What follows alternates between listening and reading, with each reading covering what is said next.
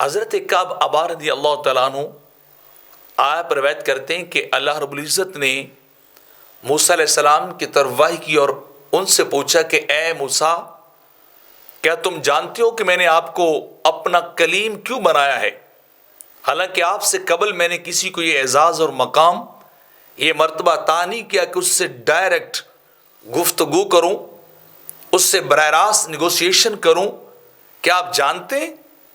کہ میں نے یہ مرتبہ اور مقام آپ کو کیوں دیا ہے؟ تو موسیٰ علیہ السلام نے اللہ رب العزت کی بارگاہ میں عرض کی کہ باری تعالیٰ، میں تو نہیں جانتا کہ تو نے مقام اور مرتبہ کلیمی والا مجھے تو نے کیسے عطا کیا ہے، تو ہی بہتر جانتا ہے کہ اس کا سبب اور اس کی وجہ کیا ہے۔ تو اللہ رب العزت نے موسیٰ علیہ السلام کو جواب دیا کہ اے موسیٰ، انی نظرت فی قلوب عبادی فلم ارى قلبا اشد تواضعا من قلبک فلہذا کلمتک، کہ اے میرے موسیٰ، میں نے اپنے تمام بندوں کے دلوں کے اوپر نظر ڈالی، میں نے ہر انسان کے قلب اور دل کو دیکھا، لیکن آپ کے دل سے بڑھ کر میں نے عاجزی والا اور تواضع والا دل کسی کا نہیں دیکھا۔ جو عاجزی جو آپ کے دل کے اندر فروتنی تھی، یا آپ کے دل کے اندر جو انکساری ہے، وہ میں نے کسی دل میں نہیں دیکھی۔ تو اس انکساری اور عاجزی کی وجہ سے میں نے تمہارے دل کو پسند کیا،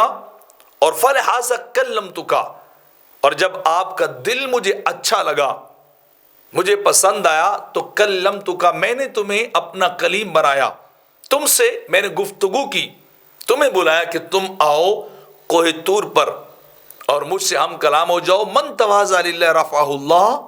کیونکہ جو شخص جھکتا جاتا ہے، جتنا اپنی کم سری کا اعتراف کرتا ہے، جتنا اپنی عاجزی اور انکساری کا اعتراف کرتا ہے، اللہ اس بندے کو اتنا ہی اونچا مرتبہ اور مقام دیتا ہے، اتنا بڑا ہی مقام اللہ اسے عطا کرتا ہے۔ جو شخص اپنے آپ میں عاجزی کا اظہار کرتا ہے،